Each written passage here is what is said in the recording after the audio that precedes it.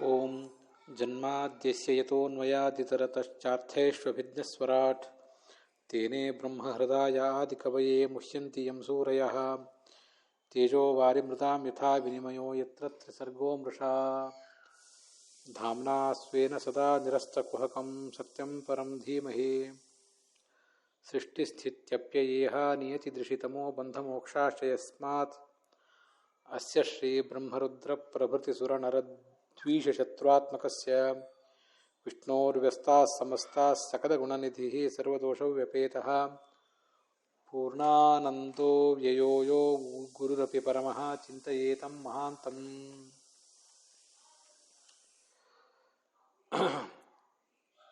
भगवान् आनन्दतीर्थमुनिः भागवतस्य तात्पर्यं वर्णयितुं कामः सृष्टिस्थित्यप्ययेह इति मङ्गलश्लोकं ग्रथयामास। अपि च सूक्तार्थे प्रमाणतया भागवततन्त्रे वर्तमानान् कांश्चन श्लोकानेव उज्जहार।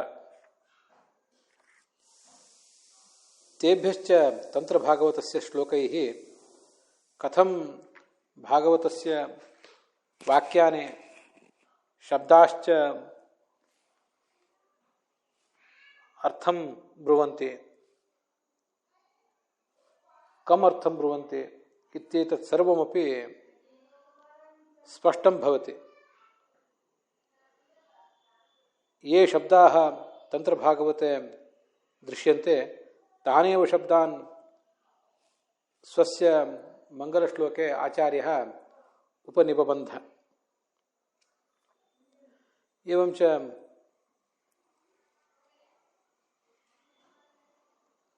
तेजसः रूपाणि यथा अनेकानि भवन्ति, एकेन तेजसा अनेकान्यपि अन्यानि तेजांसि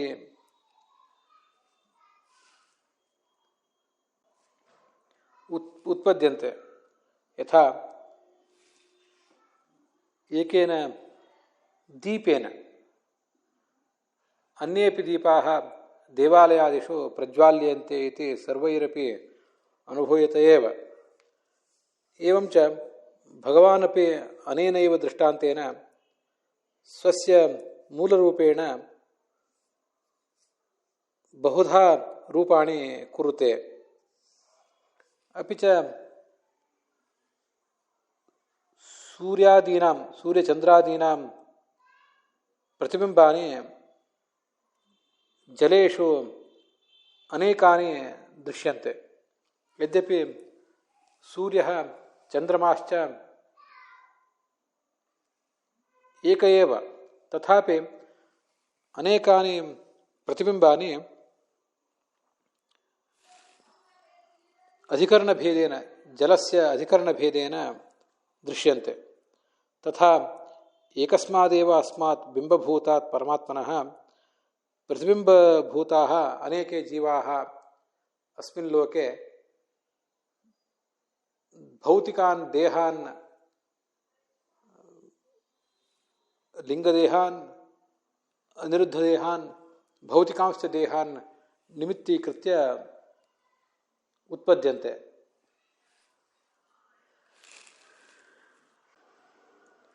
यथा रूपं रूपं प्रतिरूपो बभूव तदस्य रूपं प्रतिचक्षणाय इति श्रुतिः वदति। सर्वेप्येते ये जीवाः उत्पद्यन्ते तेषाम् उत्पत्तिकाले भगवान् अपि तत्र एकेन रूपेण उत्पद्यते एव। तदस्य रूपं प्रतिचक्षणाय सर्वेष्वपि प्रतिबिम्बभूतेषु जीवेषु स्वयं बिम्बरूपेण अन्तर्यामिरूपेण स्थित्वा भगवान् अयं तान् जीवान् सर्वाणि कार्याणि कारयति। तत्तद् उचितां च गतिं ददाति। अपि च कुलालः ಮೃದಾ ಉಪಾದಾನ ಭೂತಯ ಘಟಾದೀನ್ ನಿರ್ಮಾತೆ ಏವಂ ಭಗವಾನಪಿ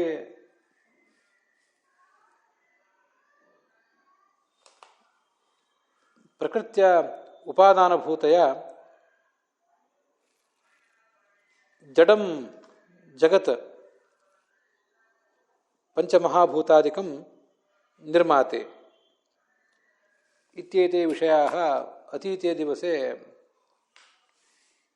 ಪ್ರಾಶ್ರೂಯಂತ. ಅಥಾತ್ರ ವರ್ತಮಾನಃ ಅನ್ಯಃ ಶ್ಲೋಕಸಮೂಹಃ ತಂತ್ರಭಾಗವತಸ್ಯೈವ ಏಷ ತ್ರಿಸರ್ಗೋ ವಿಷ್ಣೋಸ್ತು ಇತಿ. ಭಾಗವತ ತಾತ್ಪರ್ಯವನ್ನು ರಚನೆ ಮಾಡಿದಂಥ ಆಚಾರ್ಯರು ಹೇಗೆ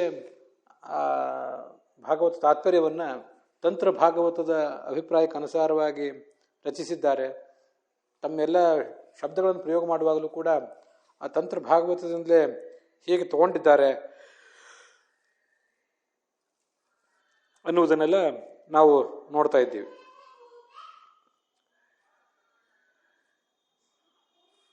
ಒಂದು ದೀಪದಿಂದ ಅನೇಕ ದೀಪಗಳು ಹುಟ್ಟುತ್ತವೆ.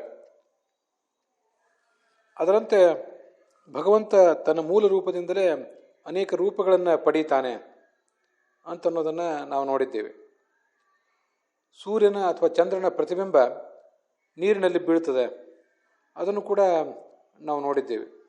ಒಬ್ಬನೇ ಸೂರ್ಯ, ಒಬ್ಬನೇ ಚಂದ್ರ, ಆದರೆ ಅವನ ಅನೇಕ ಪ್ರತಿಬಿಂಬಗಳು ಆ ನೀರಿನ ಆಧಾರ, ಒಂದು ಸಣ್ಣ ಪಾತ್ರೆ, ಒಂದು ದೊಡ್ಡ ಪಾತ್ರೆ, ಹೀಗೆ ಬೇರೆ ಬೇರೆ ಆಧಾರಗಳಲ್ಲಿ ಅವು ಕಾಣುತ್ತವೆ. ಒಬ್ಬ ಕುಂಬಾರ ಅಥವಾ ಕಮ್ಮಾರ ಮಣ್ಣು ಮತ್ತು ಕಬ್ಬಿಣ ಮೊದಲಾದ ವಸ್ತುಗಳಿಂದ, ಮೊದಲು ಉಪಾದಾನ ಕಾರಣಗಳಿಂದ ತನಗೆ ಬೇಕಾದ ವಸ್ತುಗಳನ್ನೆಲ್ಲ ಹುಟ್ಟಿಸ್ತಾನೆ ಅಂತ ಅನ್ನೋದನ್ನು ನಾವು ನೋಡಿದ್ದೇವೆ. ಹಾಗೆ ಭಗವಂತನು ಕೂಡ ಪ್ರಕೃತಿಯನ್ನು ಉಪಾದಾನವನ್ನಾಗಿ ಮಾಡಿಕೊಂಡು ಈ ಜಡವಾದ ಜಗತ್ತನ್ನು ಹುಟ್ಟಿಸ್ತಾನೆ ಅಂತ ಕೂಡ ನಾವು ಈ ಹಿಂದೆ ನೋಡಿದ್ದೇವೆ. ಏಷ ತ್ರಿಸರ್ಗೋ ವಿಷ್ಣುವಸ್ತು ಅನ್ನೋ ಭಾಗವನ್ನು ಇವತ್ತು ನಾವು ನೋಡಬೇಕಾಗಿದೆ. ಅದಕ್ಕಿಂತ ಮುಂಚೆ ತೇಜಸಃ ರೂಪವತ್ ರೂಪಂ ಬಹುಧಾ ಕುರುತೆ ಹರಿಹಿ ಅಂತ ತಂತ್ರ ಭಾಗವತದಲ್ಲಿ ಏನಿದೆ, ಅದಕ್ಕೆ ಏನರ್ಥ ಅನ್ನೋದನ್ನು ಇನ್ನೊಂದು ಬಾರಿ ಗಮನಿಸಿ ನಾವು ಇವತ್ತು ನೋಡಬೇಕು. ಅದೊಂದು ಅಂಶ ಮಾತ್ರ ಗಮನಿಸಿದರೆ ಸಾಕು.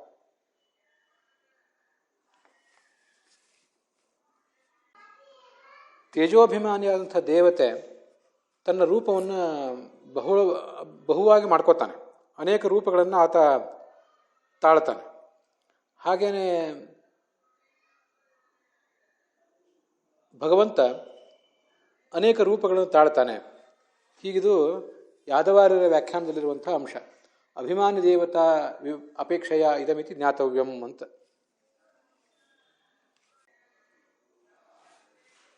ಆ ಯಾದವಾರ್ಯರ ವ್ಯಾಖ್ಯಾನವನ್ನು ಅನುಸರಿಸಿ ಗುರುಗಳಾದ ಪುರಾಣಿಕಾಚಾರ್ಯರು ಕೂಡ ಒಂದು ದೀಪದಿಂದ ಬಹುದೀಪಗಳು ಹುಟ್ಟುವಾಗ ಒಬ್ಬನೇ ಅಭಿಮಾನಿ ದೇವತೆ ತನ್ನ ಸ್ವರೂಪವನ್ನು ಬಹುವಾಗಿ ಮಾಡಿಕೊಳ್ಳುವಂತೆ ಪರಮಾತ್ಮನು ತನ್ನ ಸ್ವರೂಪವನ್ನು ಬಹುವಾಗಿ ಮಾಡಿಕೊಳ್ತಾನೆ. ಇದನ್ನು ಈಶ್ವರ ಸೃಷ್ಟಿ ಅಂತಾರೆ. ಇದು ಈಶ್ವರ ಸೃಷ್ಟಿ. ಮುಂದೆ ಬರುವಂಥದ್ದು ಜೀವರ ಸೃಷ್ಟಿ, ಅದಾದ್ಮೇಲೆ ಬರುವಂಥದ್ದು ಜಡದ ಸೃಷ್ಟಿ ಅಂತ ಇಷ್ಟಿದೆ. ಅಲ್ಲಿ ಯಾದವಾರ್ಯರ ವ್ಯಾಖ್ಯಾನಕ್ಕನುಸಾರವಾಗಿ ಇದನ್ನು ಮಾಡಿದ್ದಾರೆ ಅಂತ ನಾವು ಕಳೆದ ದಿವಸ ಅದು ಯಾರ ವ್ಯಾಖ್ಯಾನ ಅಂತ ಗೊತ್ತಾಗಿದ್ದಿಲ್ಲ, ಆದರೆ ಅದು ಯಾದವಾರ್ಯರ ವ್ಯಾಖ್ಯಾನಕ್ಕನುಸಾರವಾಗಿ ಈ ಥರ ಮಾಡಿದ್ದಾರೆ ಅಂತ ಒಂದು ಸ್ಪಷ್ಟೀಕರಣವನ್ನು ಇವತ್ತು ನಾನು ಆ ಗ್ರಂಥಾರೂಢವಾಗಿ ಮಾಡಿಕೊಳ್ಳುವ ದೃಷ್ಟಿಯಿಂದ ಹೇಳ್ತಿದ್ದೇನೆ ಅಷ್ಟೆ. ಇಲ್ಲೊಂದು ವಿಷಯ, ಇದನ್ನು ಅಭಿಮಾನಿ ದೇವತಾ ವಿವಕ್ಷಯ ಅಂತಲೇ ಹೇಳಬೇಕಾದ ಅನಿವಾರ್ಯತೆ ಏನಿಲ್ಲ. ಒಂದು ದೀಪದಿಂದ ಬಹುದೀಪಗಳು ಉಂಟಾಗುವಾಗ ಒಬ್ಬನೇ ಅಭಿಮಾನಿ ದೇವತೆ ತನ್ನ ಸ್ವರೂಪವನ್ನು ಬಹುವಾಗಿ ಮಾಡುವಂತೆ ಅಂತ ಪುರಾಣಿಕಾಚಾರ್ಯ ಅನುವಾದ ಮಾಡ್ತಾರಲ್ಲ, ಅದು ಯಾದವಾರ್ಯ ವ್ಯಾಖ್ಯಾನಕ್ಕೆ ಅನುಸಾರವಾಗಿ. ಆದರೆ ಉಳಿದ ವ್ಯಾಖ್ಯಾನಕಾರ ಯಾರು ಆ ಥರ ಮಾಡಿದಂತೆ ಕಾಣಿಸೋದಿಲ್ಲ. ಆದ್ದರಿಂದ ಆ ಅಭಿಮಾನಿ ದೇವತಾ ವಿವಕ್ಷಯನೇ ಅದನ್ನು ಅರ್ಥ ಮಾಡಬೇಕಂತ ಏನಿಲ್ಲ. ಒಂದು ದೀಪದಿಂದ ಬಹುದೀಪಗಳು ಉಂಟಾಗುವಂತೆ ಪರಮಾತ್ಮನು ತನ್ನ ಸ್ವರೂಪವನ್ನು ಬಹುವಾಗಿ ಮಾಡ್ಕೋತಾನೆ, ತಾನೇ ಅನೇಕ ರೂಪಗಳನ್ನು ತಾಳ್ತಾನೆ ಅಂತ ಹೀಗೆ ವ್ಯಾಖ್ಯಾನ ಮಾಡಿದರೂ ಏನು ತಪ್ಪಾಗೋದಿಲ್ಲ. ಮತ್ತು ಮುಂದೆಲ್ಲನೂ ಹಾಗೇ ಇದೆಯಲ್ಲ, ನೀರಿನಿಂದ ಸೂರ್ಯನ ಪ್ರತಿಬಿಂಬ ಹುಟ್ಟುತ್ತದೆ. ನೀರನ್ನು ಬೇರೆ ಬೇರೆ ಪಾತ್ರಗಳಲ್ಲಿ ಹಾಕಿಟ್ಟಾಗ ಅಲ್ಲೆಲ್ಲ ಪ್ರತಿಬಿಂಬಗಳು ಹುಟ್ಟುತ್ತವೆ. ಅಲ್ಲಿ ಕೂಡ ಏನು ಅಭಿಮಾನಿ ದೇವತೆಗಳನ್ನು ಯಾರೂ ಹೇಳಿಲ್ಲ. ಹಾಗೆ ಪ್ರಕೃತಿಯಿಂದ ಮಣ್ಣು ಮತ್ತು ಕಬ್ಬಿಣ, ಬಂಗಾರ ಇತ್ಯಾದಿಗಳಿಂದ ಆಯಾ ವಸ್ತುಗಳನ್ನು ತಯಾರು ಮಾಡ್ತಾರೆ ಆಯಾ ಕುಶಲಕರ್ಮಿಗಳು. ಹಾಗೆಯೇ ಭಗವಂತ ಪ್ರಕೃತಿಯಿಂದ ಈ ಜಗತ್ತನ್ನು ಸೃಷ್ಟಿಸ್ತಾನೆ ಅಂತ ಹೀಗೆ ಹೇಳಿದಾಗ ಅಲ್ಲಿ ಎಲ್ಲಿಯೂ ಕೂಡ ಅಭಿಮಾನಿ ದೇವತೆಗಳನ್ನೇನು ಹೇಳಿಲ್ಲ. ಅಭಿಮಾನಿ ದೇವತೆಗಳನ್ನು ಹೇಳಿಯೇ ಇದಕ್ಕೆ ಅರ್ಥ ಮಾಡಬೇಕು ಅಂತ ಏನಿಲ್ಲ. ಆದ್ದರಿಂದ ಮತ್ತೊಂದು ಸರಿ ಅದನ್ನು ಸ್ಪಷ್ಟವಾಗಿ ಹೇಳುವುದಾದರೆ, ಒಂದು ದೀಪದಿಂದ ಅನೇಕ ದೀಪಗಳು ಹುಟ್ಟುವಂತೆ ಒಬ್ಬನೇ ಪರಮಾತ್ಮ ತನ್ನ ಮೂಲ ರೂಪದಿಂದ ಅಥವಾ ತನ್ನ ಸ್ವರೂಪದಿಂದ ಅನೇಕ ರೂಪಗಳನ್ನು, ಅವತಾರ ರೂಪಗಳನ್ನು ಇತ್ಯಾದಿಗಳನ್ನು ಮಾಡ್ಕೋತಾನೆ. ಇದನ್ನು ಈಶ್ವರ ಸೃಷ್ಟಿ ಅಂತ ಕರೀತಾರೆ. ಏಕಸ್ಯ ತೇಜಸಃ ಬಹುತ್ವವತ್ತು ಈಶ್ವರ ಸರ್ಗ, ಇಷ್ಟೇ ಆಚಾರ್ಯದಿದೆ. ಅಲ್ಲಿ ನಾವೇನು ಅದನ್ನು ಅಭಿಮಾನಿ ದೇವತೆಯ ಹೇಳಿಯೇ ಅದನ್ನು ಹೊಂದಿಸಬೇಕು ಅಂತ ಅನಿವಾರ್ಯತೆ ಏನಿಲ್ಲ. ಅದು ನಂದು ಅಭಿಪ್ರಾಯ.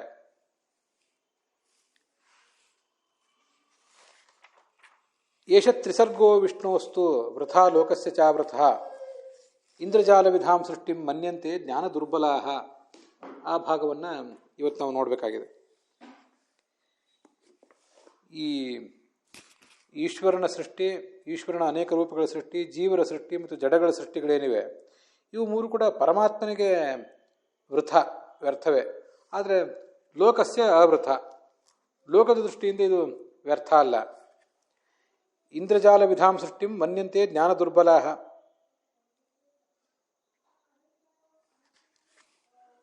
ಕೆಲವರು ಸರಿಯಾದ ಸ್ಪಷ್ಟವಾದ ಜ್ಞಾನ ಇಲ್ಲದೇ ಇದ್ದವರು ಭಗವಂತ ಇಂದ್ರಜಾಲದಂತೆ ಇದನ್ನು ಮಾಡ್ತಾನೆ, ಇಂದ್ರಜಾಲ ಮಾಡ್ತಿರ್ತಾರೆ. ಕೆಲವರು ಯಾವುದ್ಯಾವುದೋ ಕಟ್ಟಡಗಳನ್ನು ತೋರಿಸ್ತಾರೆ, ಇದ್ದ ಕಟ್ಟಡಗಳನ್ನು ಮಾಯ ಮಾಡ್ತಾರೆ, ಕೈಯಲ್ಲಿ ಯಾವುದ್ಯಾವುದೋ ಪದಾರ್ಥಗಳನ್ನು ತೋರಿಸ್ತಾರೆ.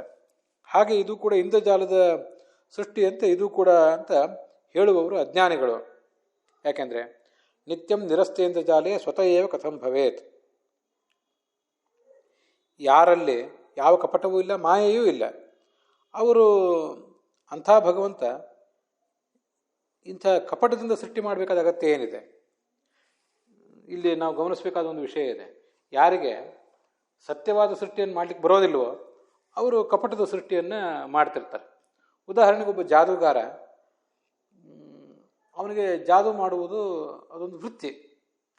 ನಾವೆಲ್ಲ ಬೇರೆ ಬೇರೆ ವ್ಯಾಪಾರ ಉದ್ಯೋಗಗಳನ್ನು ಮಾಡಿ ಹೇಗೆ ಧನ ಗಳಿಸ್ತೀವೋ ಹಾಗೆ ವ್ಯಾಪಾರವನ್ನು ಮಾಡುವುದು ಅವನದೊಂದು, ಜಾದೂ ಮಾಡುವುದು ಒಂದು ವೃತ್ತಿ ಆಗಿರ್ತದೆ. ಅವನು ನಾನಾ ಥರದ ವಸ್ತುಗಳನ್ನು, ಇದ್ದ ವಸ್ತುಗಳನ್ನು ಕಣ್ಮರೆ ಮಾಡಿ ತೋರಿಸ್ತಾನೆ, ಇಲ್ಲದೇ ಇರುವ ವಸ್ತುಗಳನ್ನು ತೋರಿಸ್ತಾನೆ ಕೆಲವು ಸರಿ. ಅದರಲ್ಲಿ ಎರಡು ಸಂಗತಿಗಳು, ಕೆಲವು ಕೈಚಳಕ ಮಾತ್ರ ಇರ್ತದೆ, ನಮಗೆ ಹಾಗೆ ಕಾಣಿಸ್ತದಷ್ಟೇ, ವಾಸ್ತವಿಕವಾಗಿ ಅಲ್ಲಿ ವಿಷಯ ಇರೋದೇ ಇಲ್ಲ. ಕೈಚಳಕ ಒಂದು.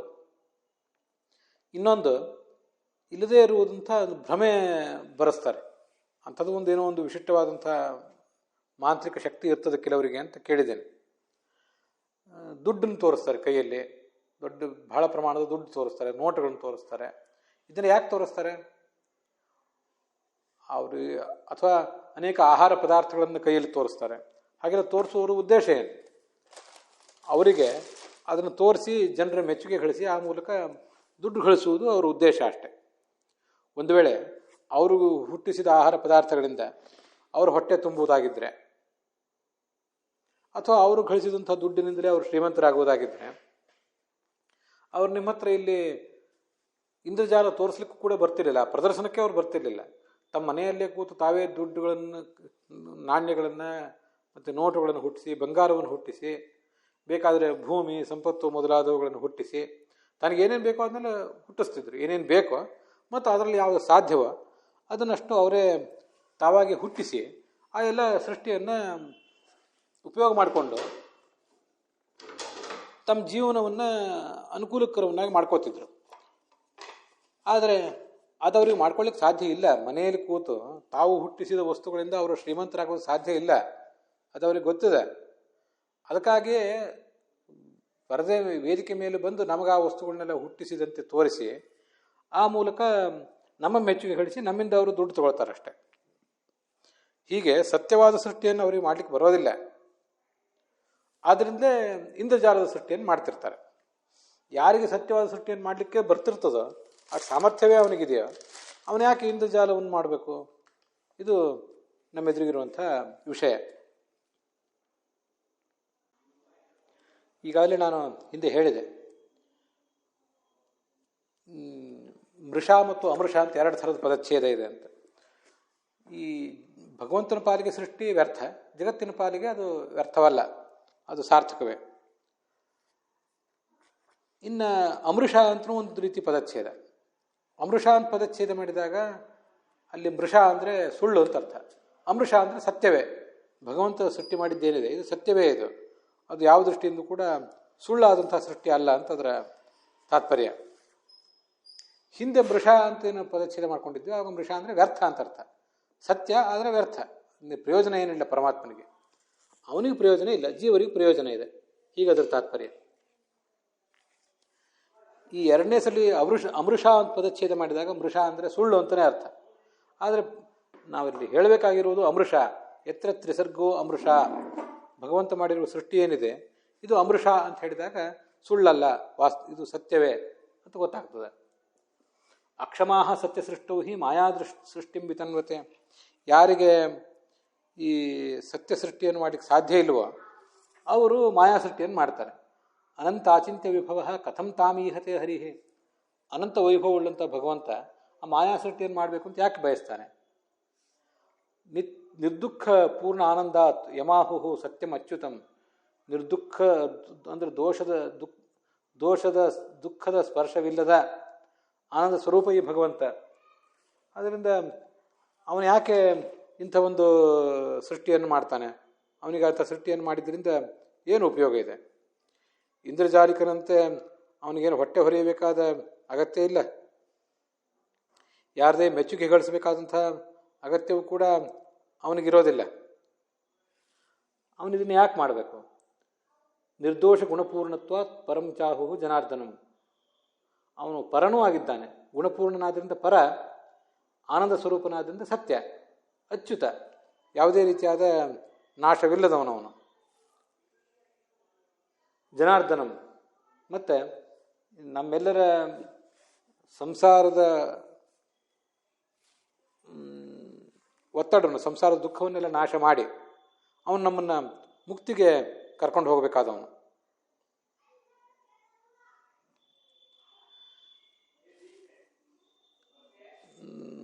ನ ಜಾಯತೆ, ಅವನಿಗೆ ಹುಟ್ಟಿಲ್ಲ, ಅವನು ನಾಶರಹಿತ, ಹುಟ್ಟಿಲ್ಲದೆ ಇದ್ದವನು, ನಾಶ ಇಲ್ಲದೆ ಇದ್ದವನು. ಆದರೆ ಅವನು ನಮ್ಮ ಹುಟ್ಟು ನಾಶಗಳನ್ನು ಕೂಡ ನಾಶ ಮಾಡ್ತಾನೆ. ಆದ್ದರಿಂದ ಅವನನ್ನು ಜನಾರ್ದನ ಅಂತ ಕರೀತಾರೆ. ನಮ್ಮ ಹುಟ್ಟನ್ನು ಅವನು ನಾಶ ಮಾಡಬೇಕಾದ್ರೆ, ನಮಗೆ ಯಥಾರ್ಥ ಜ್ಞಾನ, ಹುಟ್ಟು ಸಾವುಗಳ ಸಂಸಾರವನ್ನು ನಾಶ ಮಾಡಬೇಕಾದ್ರೆ ನಮಗೆ ಅವನು ಯಥಾರ್ಥ ಜ್ಞಾನ ಕೊಡಬೇಕು. ಯಥಾರ್ಥ ಜ್ಞಾನ ಕೊಟ್ಟರಷ್ಟೇ ನಮ್ಮ ಈ ಸಂಸಾರದ ಬಂಧನ ನಷ್ಟ ಆಗಲಿಕ್ಕೆ ಸಾಧ್ಯ. ಅದನ್ನು ಜನಾರ್ದನ ಅನ್ನೋ ಶಬ್ದದಿಂದ ತಿಳಿಸಿದ್ದಾರೆ. ಏವಂ ವಿಧಾನುಭಾವೋ ಯಹ ಸಕಥಂ ನಿಂದಿತಂ ಸೃಜೇತ್. ಇಂಥ ಅನುಭಾವ ಅಂದರೆ ಶಕ್ತಿ, ಮಹಿಮಾ ಉಳ್ಳಂಥ, ಅನುಭವ ಅಂದರೆ ಜ್ಞಾನ ಅಂತ ಅರ್ಥ, ಅನುಭಾವ ಅಂದರೆ ಶಕ್ತಿ ಅಂತ ಅರ್ಥ, ಶಕ್ತಿ ಸಾಮರ್ಥ್ಯ. ಸಕಥಂ ನಿಂದಿತಂ ಸೃಜೇತ್. ನಿಂದಿತವಾದ ಸೃಷ್ಟಿಯನ್ನು ಅವನ್ಯಾಕೆ ಮಾಡಲಿಕ್ಕೆ ಹೋದಾನೋ? ಅವನಿಗೆ ಅದರ ಅಗತ್ಯವೇ ಇಲ್ಲ. ಸ್ವಪ್ನಾದಿಕಂ ಪರೋದೇವ ಪ್ರಾಣಾದಿಸ್ಥ ತನೋತ್ಯಸೋ ಕೇವಲಸ್ಯ ಪರಸ್ಯಾಸ್ಯ ಮಾಯಾ ಸೃಷ್ಟಿರ್ ನಯುಜ್ಯತೆ. ಪರಮಾತ್ಮ ಯಾವತ್ತೂ ಕೂಡ ಮಾಯಾಮಯವಾದನ್ನು ಸೃಷ್ಟಿಸೋದಿಲ್ಲ, ಸುಳ್ಳನ್ನು ಸೃಷ್ಟಿಸೋದಿಲ್ಲ ಅಂತ ಹೇಳಿದ್ರಿ ನೀವು. ಆದರೆ ಇಲ್ಲೊಂದು ಪ್ರಶ್ನೆ ಬರ್ತದೆ ಅಂತ ನಮಗೊಂದು ಪ್ರಶ್ನೆ ಇಲ್ಲಿ ಬರಬಹುದು. ಏನದು? ಸ್ವಪ್ನಾದಿಕಗಳು, ಸ್ವಪ್ನ ಮತ್ತು ಜಾಗೃತ ಅವಸ್ಥೆ, ಸ್ವಪ್ನಾವಸ್ಥೆ ಮತ್ತು ಸುಷುಪ್ತಿ ಅವಸ್ಥೆ, ಇವು ಮೂರು ಕೂಡ ಭಗವಂತನಿಂದಲೇ ಬರೋದು. ಈ ಜಾಗೃತ ಅವಸ್ಥೆ ಬಗ್ಗೆ ನಮ್ಮದೇನು ತಕರಾರಿಲ್ಲ, ಮತ್ತು ಸುಷುಪ್ತಿ ಅವಸ್ಥೆ ಬಗ್ಗೆ ಕೂಡ ಏನು ತಕರಾರಿಲ್ಲ. ಜಾಗೃತ ಅವಸ್ಥೆಯಲ್ಲಿ ಮಿಥ್ಯಾ ಅನ್ನುವುದು ಏನಿಲ್ಲ, ಸುಳ್ಳು ಅನ್ನೋದು ಏನಿಲ್ಲ. ಮಲ್ಕೊಂಡಿದ್ದಾಗಲೂ ಕೂಡ ಅಲ್ಲಿ ಸುಳ್ಳು ಅಂತ ಅನ್ನುವುದು ಏನೂ ಇಲ್ಲ. ಆದರೆ ಈ ಸ್ವಪ್ನಾವಸ್ಥೆ ಅನ್ನೋದಿದೆಯಲ್ಲ, ಅದು ಸುಳ್ಳಲ್ವ? ಅದನ್ನು ಭಗವಂತನೇ ಸೃಷ್ಟಿಸಿದಾನಲ್ಲ. ವಿಶ್ವ ನಮ್ಮ ಜಾಗೃತ ಅವಸ್ಥೆಯನ್ನು ಸೃಷ್ಟಿ ಮಾಡ್ತಾನೆ, ತೈಜಸ ಸ್ವಪ್ನವನ್ನು ಸೃಷ್ಟಿ ಮಾಡ್ತಾನೆ, ಪ್ರಾಜ್ಞ ನಮಗೆ ಸುಷುಪ್ತಿ ಅವಸ್ಥೆಯನ್ನು ಸೃಷ್ಟಿ ಮಾಡ್ತಾನೆ, ನಮಗಿದು ಗೊತ್ತಿದೆ. ಅಥವಾ ಆತ್ಮ, ಅಂತರಾತ್ಮ, ಪರಮಾತ್ಮ ಈ ಮೂರು ರೂಪಗಳಲ್ಲಿ ಆತ್ಮ ಜಾಗೃತ ಅವಸ್ಥೆಯನ್ನು, ಪರಮಾತ್ಮ ಕನಸನ್ನು, ಸ್ವಲ್ಪ ವ್ಯತ್ಯಾಸ ಮಾಡಿ ಹೇಳಿದೆ. ಆತ್ಮ ಜಾಗೃತ ಅವಸ್ಥೆಯನ್ನು, ಅಂತರಾತ್ಮ ಕನಸನ್ನು, ಮತ್ತು ಪರಮಾತ್ಮ ನಿದ್ರೆಯನ್ನು ನಮಗೆ ಕೊಡ್ತಾನೆ.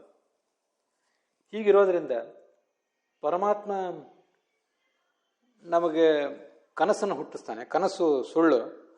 ಅದರಿಂದ ಪರಮಾತ್ಮ ಎಂದೂ ಸುಳ್ಳನ್ನು ಮಾಡುವುದಿಲ್ಲ ಅಂತ ಹೇಗೆ ಹೇಳ್ತೀರಿ ಅಂತ ಒಂದು ಪ್ರಶ್ನೆ. ಆ ಕನಸಿನ ಬಗ್ಗೆನೇ ಸ್ವಲ್ಪ, ಕನಸಿನಲ್ಲಿ ಏನು ಸುಳ್ಳು, ಯಾವುದು ಸತ್ಯ ಅನ್ನೋದೊಂದಿಷ್ಟನ್ನು ವಿಚಾರ ಮಾಡಿ ನಾವು ಮುಂದೆ ಹೋಗಬೇಕು.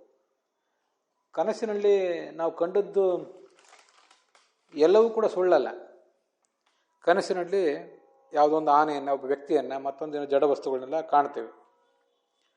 ಅದು ಮನಸ್ಸಿನ ಪರದೆಯ ಮೇಲೆ ಮೂಡಿಸಿದ ಒಂದು ಚಿತ್ರ ಅಷ್ಟೆ.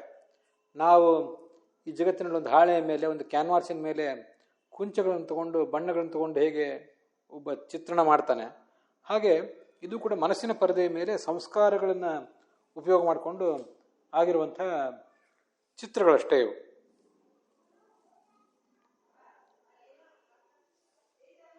ಆದ್ದರಿಂದ ಅಲ್ಲಿರುವುದು ಅದ್ಯಾವುದು ಸುಳ್ಳಲ್ಲ.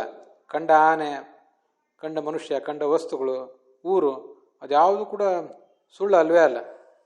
ಹಾಗಾದ್ರೆ ಅಲ್ಲಿ ಸುಳ್ಳು ಏನು ಅಂದರೆ, ಅದಕ್ಕೆ ಸಂಬಂಧಪಟ್ಟಂತೆ ಸ್ವಪ್ನದಲ್ಲಿ ಕಂಡ ವಸ್ತುಗಳೇ ಜಗತ್ತಿನಲ್ಲಿ ವಾಸ್ತವಿಕವಾಗಿವೆ ಅಂತ ನಾವೇನು ತಿಳಿತೀವಿ, ಅದು ಮಾತ್ರ ಸುಳ್ಳು. ನಮಗಿದು ಗೊತ್ತಿದೆ. ಸ್ವಪ್ನದಲ್ಲಿ ಕಂಡ ವಸ್ತುಗಳು ಸುಳ್ಳಲ್ಲ, ಅವು ಸತ್ಯವೇ. ಆದರೆ ಆ ಸ್ವಪ್ನದಲ್ಲಿ ಕಂಡ ವಸ್ತುಗಳು ಜಾಗೃತ ಅವಸ್ಥೆಯಲ್ಲೂ ಇವೆ. ಜಾಗೃತ ಅವಸ್ಥೆಯಲ್ಲಿ ಇರುವ ನನ್ನ ಮನೆಯೇ ನಾನು ಸ್ವಪ್ನದಲ್ಲಿ ಕಂಡದ್ದು. ಜಾಗೃತ ಅವಸ್ಥೆಯಲ್ಲಿ ಕಂಡಂಥ ಒಬ್ಬ ವ್ಯಕ್ತಿಯನ್ನೇ, ನಾವೇನು ನಿತ್ಯ ಒಬ್ಬ ವ್ಯಕ್ತಿಯನ್ನು ಕಾಣ್ತಿರ್ತೇವೆ, ಅವನನ್ನೇ ನಾವು ಕನಸಿನಲ್ಲಿ ಕಂಡೆವು ಅಂತ ತಿಳ್ಕೊಂಡ್ರೆ, ಅಭೇದವನ್ನು ಎರಡಕ್ಕೂ ಗ್ರಹಿಸಿದರೆ, ಸ್ವಪ್ನದಲ್ಲಿದ್ದದ್ದು ಕೇವಲ ಚಿತ್ರ, ಜಾಗೃತ ಅವಸ್ಥೆಯಲ್ಲಿದ್ದದ್ದು ಬೇರೆ ಅನ್ನೋ ಈ ವ್ಯತ್ಯಾಸವನ್ನು ಗ್ರಹಿಸದೆ ಹೋದರೆ ಅದಷ್ಟು ಮಾತ್ರ ಸುಳ್ಳು. ಉದಾಹರಣೆಗೆ, ನಮ್ಮೆದುರಿಗೆ ನಮ್ಮ ತಂದೆ ತಾಯಿ ಮೊದಲಾದವರ ಗತಿಸಿದವರ ಅಥವಾ ಇದ್ದವರ ಚಿತ್ರಗಳನ್ನು ಹಾಕ್ಕೊಂಡಿರ್ತೇವೆ. ಆ ಚಿತ್ರವನ್ನೇ ನಮ್ಮ ತಂದೆ ತಾಯಿ ಅಂತ ನಾವೀಗ ಭ್ರಮಿಸಿದರೆ ಅದು ಸುಳ್ಳು. ಚಿತ್ರ ಸುಳ್ಳಲ್ಲ. ಚಿತ್ರವನ್ನು ಒಂದು ಯಾವುದಕ್ಕೆ ಹಾಳೆಯ ಮೇಲೆ, ಮತ್ತೊಂದು ಯಾವುದೋ ಅಥವಾ ವಿಗ್ರಹ ಆದರೆ ಅದನ್ನು ಕಟ್ಟಿಗೆ, ಕಲ್ಲು ಮತ್ತು ಲೋಹ ಇತ್ಯಾದಿಗಳಿಂದ ತಯಾರು ಮಾಡಿದ್ದಾರೆ. ಆ ಲೋಹವೂ ಸುಳ್ಳಲ್ಲ, ಉಪಾದಾನ ಕಾರಣವೂ ಸುಳ್ಳಲ್ಲ, ಅದರಿಂದ ತಯಾರಿಸಿದಂಥ ಪ್ರತಿಮೆ ಅದು ಸುಳ್ಳಲ್ಲ, ಚಿತ್ರವೂ ಸುಳ್ಳಲ್ಲ, ಬಣ್ಣ, ಅದರ ಕುಂಚುಗಳು, ಅದರ ಕ್ಯಾನ್ವಾಸು ಯಾವುದೂ ಸುಳ್ಳಲ್ಲ. ಆದರೆ ಎಚ್ಚರದಲ್ಲಿರುವ ನಮ್ಮ ತಂದೆ ಮತ್ತು ಆ ಚಿತ್ರದಲ್ಲಿರುವ ತಂದೆ ಇಬ್ಬರು ಒಂದೇ ಅಂತ ತಿಳಿದುಬಿಟ್ರೆ ಅದು ಮಾತ್ರ ಭ್ರಮ ಅಷ್ಟೆ. ಅಂತೂ ಇಲ್ಲಿ ಕನಸನ್ನು ಭ್ರಮ ಒಂದು ಅಂಶದಲ್ಲಿ ಅಂತೂ ನೀವು ಒಪ್ತೀರಿ. ನೀವೀಗ ಪ್ರತಿಪಾದನೆ ಮಾಡುವಂಥ ಆಚಾರ್ಯರು ಕೂಡ ಹೀಗೆ ಒಪ್ತಾರೆ. ಕನಸನ್ನು, ಇಡೀ ಕನಸನ್ನೇ ಸುಳ್ಳು ಅಂತ ಹೇಳೋರು ಕೆಲವರಿದ್ದಾರೆ. ಕನಸಿನಲ್ಲಿ ಕಂಡ ವಸ್ತುಗಳೆಲ್ಲ ಸುಳ್ಳು ಅಂತ ಹೇಳೋರು ಕೆಲವರಿದ್ದಾರೆ. ಕನಸಿನಲ್ಲಿ ಕಂಡ ಎಲ್ಲ ವಸ್ತುಗಳು ಸುಳ್ಳಲ್ಲ, ಅವೆಲ್ಲ ಸತ್ಯವೇ. ಕನಸಿನಲ್ಲಿ ಕಂಡದ್ದು ನಿಜ ಜೀವನದಲ್ಲಿದ್ದದ್ದು ಎರಡೂ ಒಂದೇ ಅಂತ ತಿಳಿದ್ರೆ ಅದು ಮಾತ್ರ ಸುಳ್ಳು ಅಂತ ನೀವಂತೀರಿ. ಏನೇ ಆಗಲಿ, ಅಂತೂ ಕನಸನ್ನು ಪರಮಾತ್ಮನೇ ಸೃಷ್ಟಿಸಿದ್ನಲ್ಲ. ಹೊರಗಿನ ನಿಜ ಜೀವನದ ವಸ್ತುಗಳು ಮತ್ತು ಕನಸಿನಲ್ಲಿ ಕಂಡ ವಸ್ತುಗಳು ಎರಡೂ ಅಭಿನ್ನ ಅನ್ನುವ ಒಂದು ಗ್ರಹಿಕೆನೂ ಆ ಕನಸಿನಲ್ಲಿ ಇದೆಯಲ್ಲ. ಅಂತೂ ಭಗವಂತನ ಸೃಷ್ಟಿ ಆ ದೃಷ್ಟಿಯಿಂದ ಮಾಯಾಮಯ ಆಯ್ತಲ್ಲ, ಅದೊಂದು ದೃಷ್ಟಿಯಿಂದ ಆದರೂ ಅಂತ ಪ್ರಶ್ನೆ ಬಂದರೆ, ಸ್ವಪ್ನಾದಿಕಂ ಪರೋದೇವ ಪ್ರಾಣಾದಿಸ್ಥಃ ತನೋತ್ಯಸವು. ಸ್ವಪ್ನಾದಿಗಳನ್ನು ಈ ಭಗವಂತ ಸೃಷ್ಟಿಸ್ತಾನಲ್ಲ, ಅದು ಅವನು ಹೇಗೆ ಸೃಷ್ಟಿಸ್ತಾನೆ ಅಂದರೆ ಒಬ್ಬನೇ ಸೃಷ್ಟಿಸೋದಿಲ್ಲ. ಅದು ಸರ್ವೋತ್ತಮನಾದ ಈ ಭಗವಂತ ಇಂದ್ರಿಯಾದಿಗಳಲ್ಲಿ ಇದ್ದು, ಪ್ರಾಣ ಅಂದರೆ ಇಂದ್ರಿಯಾದಿಗಳು, ಅವುಗಳಲ್ಲಿ ಇದ್ದು ಸೃಷ್ಟಿಸ್ತಾನೆ ಅಂತ ಅಭಿಪ್ರಾಯ.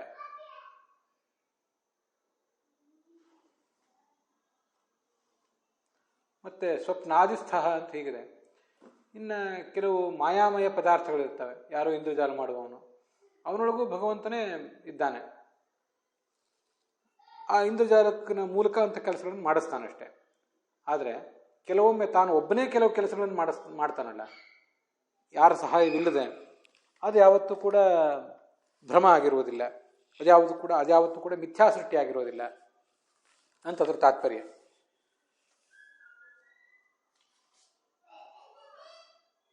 ಕೇವಲಸ್ಯ ಪರಸ್ಯಾಸ್ಯ ಮಾಯಾ ಸೃಷ್ಟಿ ನೈವಿದ್ಯತೆ.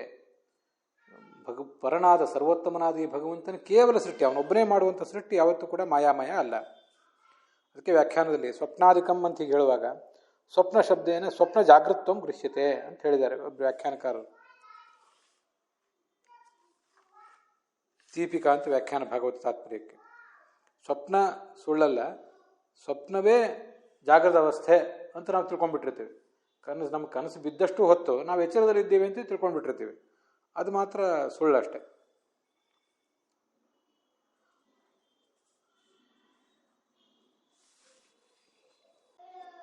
ಸ್ವಪ್ನಾದಿ ಸೃಷ್ಟಿಗಳೇನಿವೆ ಅವು ಅಕೇವಲ ಸೃಷ್ಟಿ, ಕೇವಲ ಭಗವಂತನಿಂದ ಆಗುವ ಸೃಷ್ಟಿ ಅಲ್ಲ ಅದು. ಹೊರತು ಭಗವಂತನಿಂದ ಮತ್ತು ಆ ಭಗವಂತನ ಕೈಯಲ್ಲಿರುವಂಥ ಉಪಕರಣಗಳು, ಇಂದ್ರಿಯಗಳು ಮೊದಲಾದವುಗಳು, ಇಂದ್ರಿಯ ಮನಸ್ಸು, ಇದೆಲ್ಲ ನಮ್ಗೆ ಗೊತ್ತಿದೆ. ಮನಸ್ಸು ಈ ಎಲ್ಲ ಕೆಲಸಗಳಿಗೆ ಸಹಾಯ ಮಾಡ್ತದೆ. ಮನಸ್ಸಿನಲ್ಲಿ ನಮ್ಮ ಸಂಸ್ಕಾರ ಒದಗಿರ್ತದೆ. ಆ ಸಂಸ್ಕಾರಗಳ ಮೂಲಕ ನಾವು ಹಿಂದೆ ಎಂದೋ ಕಂಡದ್ದನ್ನು ಇವತ್ತು ಮನಸ್ಸಿನ ಪರದೆಯ ಮೇಲೆ ನಾವು ಕಾಣ್ತೇವೆ. ಭಗವಂತ ಅದನ್ನೆಲ್ಲ ಮೂಡಿಸ್ತಾನೆ.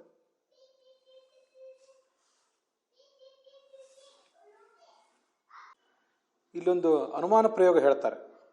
ಸುಮ್ಮನೆ ತರ್ಕದಲ್ಲಿ ಮತ್ತು ಪ್ರಮಾಣಶಾಸ್ತ್ರಗಳಲ್ಲಿ ಅಭಿರುಚಿ ಇದ್ದವರು ಸ್ವಲ್ಪ ಇದನ್ನು ಗಮನಿಸ್ಬೋದು. ವಿಮತಂ ಜಗನ್ನ ಬಾಧ್ಯತೆ ಕೇವಲೇಶ್ವರಜನ್ಯತ್ವಾತ್ ಮೋಕ್ಷವತ್ ಅಂತ. ವಿಮತ, ಯಾವ ಈ ಜಗತ್ತು ಸುಳ್ಳೋ ಸತ್ಯವೋ ಅಂತ ನಾವೀಗ ವಿವಾದ ಮಾಡ್ತಿದ್ದೀವಲ್ಲ, ಈ ಜಗತ್ತು ಇದು ಪಕ್ಷ. ನ ಬಾಧ್ಯತೆ, ಅದೆಂದೂ ಕೂಡ ಬಾಧೆಗೊಳಗಾಗುವಂಥದ್ದಲ್ಲ, ಸುಳ್ಳಲ್ಲ ಅದು. ನ ಮೃಷ, ಅಮೃಷ, ಸುಳ್ಳಲ್ಲ ಇದು.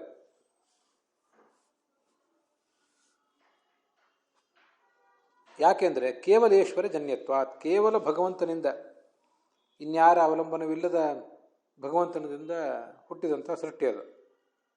ಮೋಕ್ಷವತ, ಮೋಕ್ಷ ಇದೆ, ಮುಕ್ತ ಲೋಕ ಇತ್ಯಾದಿ, ಅದೆಲ್ಲ ಕೇವಲ ಈಶ್ವರನ ಅಧೀನ, ಅದು ಮತ್ತಾರ ಅಧೀನವೂ ಅಲ್ಲ. ನಾನು ಅಧೀನ ಅಂತ ಒಂದು ಶಬ್ದವನ್ನು ಉದ್ದೇಶಪೂರ್ವಕವಾಗಿ ಪ್ರಯೋಗ ಮಾಡಿದೆ. ಮೋಕ್ಷ ಅಂತನ್ನುವುದು ಅದೊಂದು ನಿತ್ಯವಾದಂತಹ ಲೋಕ.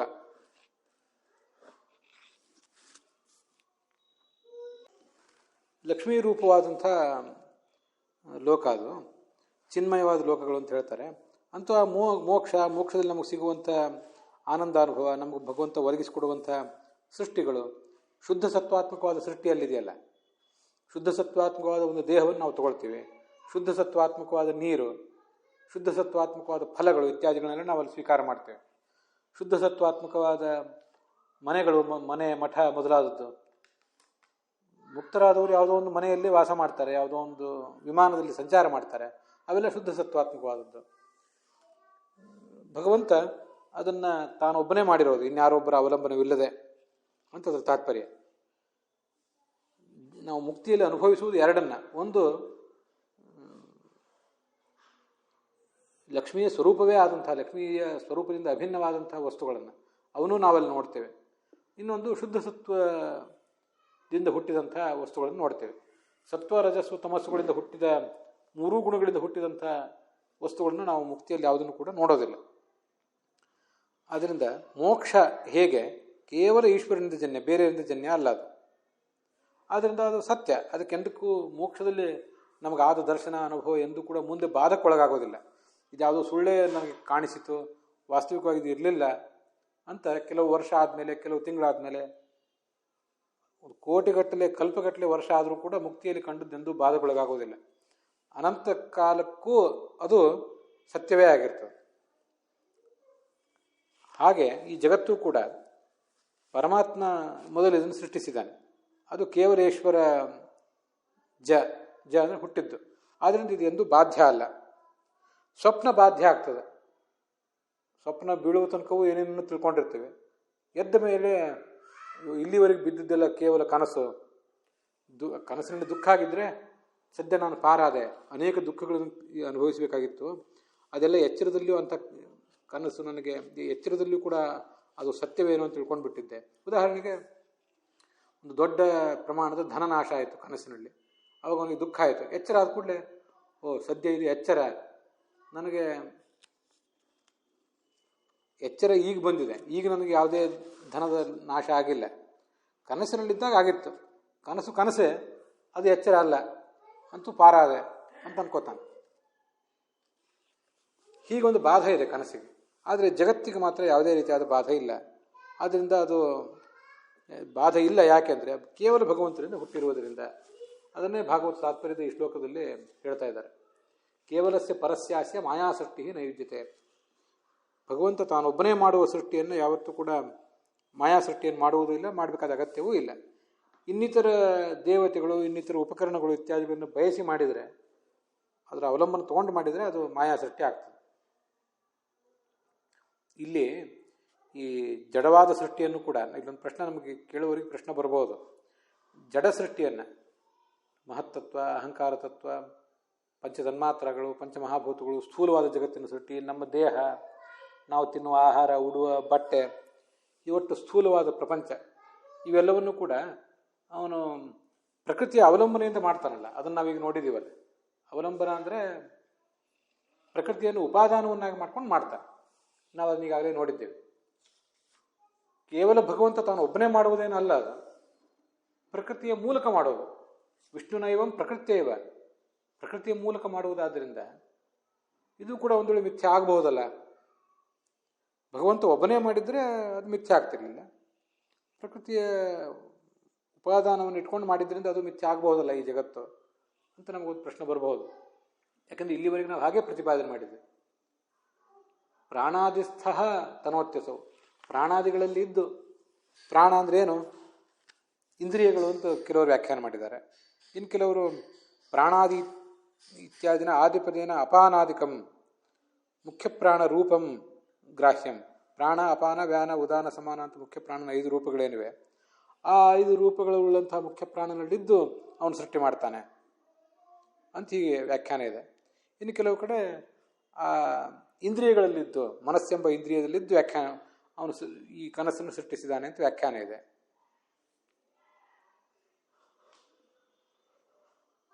ಆದ್ದರಿಂದ ಸೃಷ್ಟಿ ಅವನು ಹುಟ್ಟಿಸಿದ್ದು ಮಾಯಾಮಯ ಆಗಬೇಕಾದ್ರೆ, ಕನಸು ಮಾಯಾಮಯ ಆಯಿತು. ಕನಸಿನಲ್ಲಿ ನಾವು ಕಂಡದ್ದು ವಾಸ್ತವದಲ್ಲಿಲ್ಲ ಅನ್ನುವ ಒಂದು ದೃಷ್ಟಿಯಿಂದ ಅದು ಮಿಥ್ಯ. ಕನಸಲ್ಲಿ ಕಂಡದ್ದು ಸುಳ್ಳಲ್ಲದೆ ಇರಬಹುದು.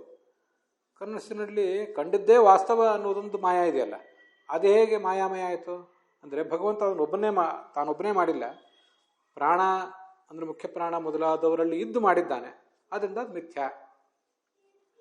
ಆದರೆ ಈ ಸ್ಥೂಲ ಸೃಷ್ಟಿ ಇದೆಯಲ್ಲ, ಪಂಚಮಹಾಭೂತಗಳು, ಪಂಚತನ್ಮಾತ್ರಗಳು, ಮಹತ್ತತ್ವ, ಅಹಂಕಾರ ತತ್ವ ಇತ್ಯಾದಿಗಳು, ಇದನ್ನು ಪ್ರಕೃತಿಯಲ್ಲಿ ಇದ್ದು ಮಾಡಿದ್ದಾನೆ ಅಂತ ಹೇಳ್ತಿದ್ದೀರಿ. ಇಲ್ಲಿ ಪ್ರಕೃತಿ, ಅಲ್ಲಿ ಪ್ರಾಣ, ಎರಡೂ ಒಂದೇ ಆಯ್ತಲ್ಲ.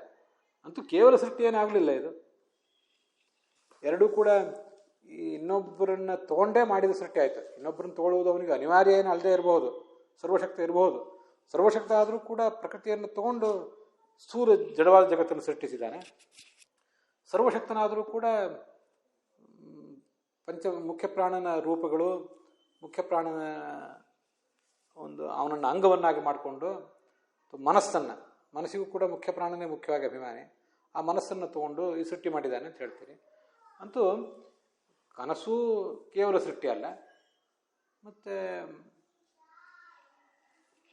ಈ ಜಗತ್ತು ಕೂಡ ಕೇವಲ ಸೃಷ್ಟಿ ಅಲ್ಲ. ಎರಡಕ್ಕೂ ವ್ಯತ್ಯಾಸ ಏನಾಯಿತು? ಹೀಗೊಂದು ಪ್ರಶ್ನೆ ನಮಗೆ ಎದುರಾಗ್ತದೆ.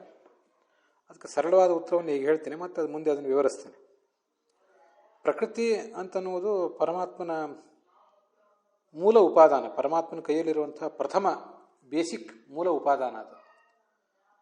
ಅದನ್ನು ಇಟ್ಕೊಳ್ಳದೇನೂ ಜಗತ್ತನ್ನು ಸೃಷ್ಟಿಸಬಲ್ಲ. ಆದರೂ ಅದು ಅವನ ಲೀಲೆ. ಪ್ರಕೃತಿಯ ಸಹಾಯದಿಂದಲೇ, ಪ್ರಕೃತಿಯ ನೆರವಿನಿಂದಲೇ ಅವನು ಈ ಸೃಷ್ಟಿಯನ್ನು ಮಾಡ್ತಾನೆ. ಅದು ಅವನ ಮೂಲ ಉಪಾದಾನ, ಮೂಲ ಉಪಕರಣ ಅದು. ಆದರೆ ಆಮೇಲೆ ಬಂದಿರುವಂಥ ಈ ಪಂಚಪ್ರಾಣ, ಮನಸ್ಸು ಇತ್ಯಾದಿ ಉಪಕರಣಗಳಿವೆ, ಆತನ ಮೂಲ ಉಪಕರಣಗಳಲ್ಲ ಅವು.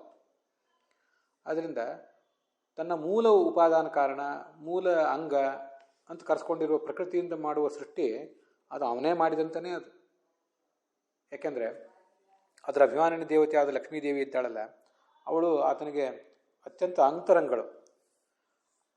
ಅವಳನ್ನು ಇಟ್ಕೊಂಡು ಮಾಡಿದ್ದೆಲ್ಲ ಅವನೇ ಮಾಡಿದಂತಾನೆ. ಅವಳಷ್ಟು ಅಂತರಂಗರಲ್ಲ ಈ ಮನೋಭಿಮಾನಿ ದೇವತೆಗಳು, ಪ್ರಾಣಾಭಿಮಾನಿ ದೇವತೆಗಳು, ಇವರೆಲ್ಲ. ಆದ್ದರಿಂದ ಪ್ರಾಣಾದಿಗಳ ಮೂಲಕ ಮಾಡಿಸಿದ ಸೃಷ್ಟಿ ಎಲ್ಲವೂ ಕೂಡ ಅದು ಅಕೇವಲ ಸೃಷ್ಟಿಯೇ ಅದು. ಲಕ್ಷ್ಮೀದೇವಿಯಿಂದ ಜೊತೆಗೂಡಿ ಮಾಡಿದ ಸೃಷ್ಟಿ ಕೇವಲ ಸೃಷ್ಟಿಯೇ, ಹೀಗೆ ನನಗೆ ಕಾಣಿಸ್ತದೆ ಇದನ್ನೆಲ್ಲ ಮಥನ ಮಾಡಿದಾಗ. ಮತ್ತಷ್ಟು ವಿಷಯಗಳನ್ನು ಇನ್ನೂ ಏನಾದರೂ ಹೊಳೆದ್ರೆ ಇದ್ರ ಬಗ್ಗೆ ಮುಂದಿನ ಭಾಗದಲ್ಲಿ ಹೇಳ್ತೇನೆ. ಅಲ್ಲಿಗೆ ಈ ಭಾಗ ಸಮಾಪ್ತ ಆಗಿದೆ.